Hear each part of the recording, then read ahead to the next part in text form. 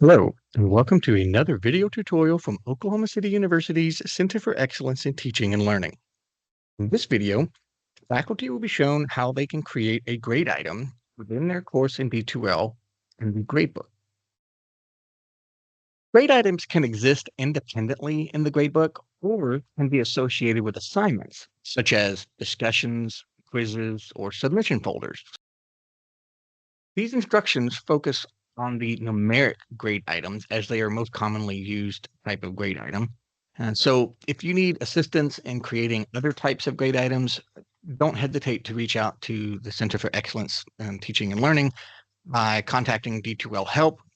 Grade items can be created while modifying or creating new items such as submission folders, discussion topics, and quizzes. The first thing I'm going to do is to navigate to the grades link in the nav bar. Click on that link. And then across the top here, I'm going to click on Manage Grades, this second tab.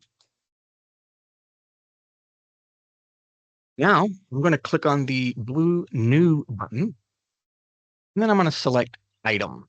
So this is a grade item.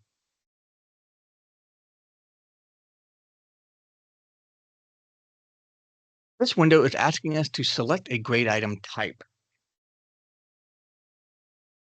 I'm going to go ahead and click Numeric.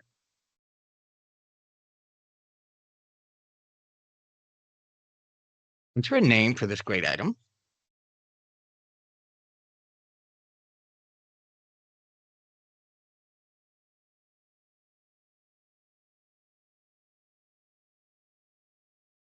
Then you have the option of selecting or creating a category.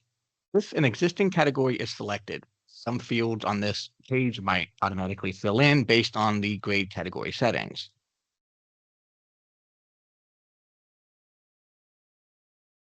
Enter the maximum number of points available in the maximum points field.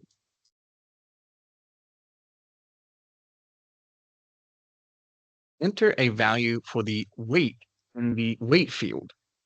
This is only going to display or be available for you to enter a value into if you have set up your gradebook for weighted grade items. If you are using the points graded system, you will not see an option to type in a value for the weight. You can select this checkbox if you want the student to be able to exceed the 100 points. You can also check this box if you want them to be treated as a bonus item, or if this is a practice item, you want them to quote unquote see what they earned. You don't want it to be part of the overall final grade calculation. You can check this box to exclude it from that final grade calculation. By default, it has selected our percentage grade scheme. Whatever your default scheme is under the grade setup wizard is what's going to display here. You can also check this and select this drop down and select something else, such as the pass fail. But again, by default, percentage, that's what people use for the most part. If you have already created a rubric, you can go ahead and add a rubric by clicking on the Add Rubric button. If you have not created a rubric yet, but you would like to, you can click Create Rubric in a new window. Finally, you have some additional options that you can change for the display options. This applies for how the students are going to be able to see certain things within the gradebook. Specifically, do you want to display an overall class average to your students? So how is everybody performing on average? You want them to be able to see an overall grade distribution for the entire course. And you can also override individual display options here. Again, this is for the student view.